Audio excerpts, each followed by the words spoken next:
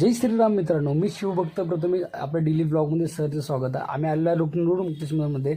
Road Mukteshwar मंदिर ते महादेवाचं मंदिर आहे. सोमवार आहे. मस्तपैकी सगळ्यांचं हे बघा की मस्त महादेवाच्या मंदिराला सगळे आलेले आहेत आणि मला सुद्धा आल्यावर खूप प्रसन्न वाटलं. तर शिवाय आम्ही महादेवाचं दर्शन घेऊन मंडईत आलो आणि बाजार घेऊन बाहेर पडलो.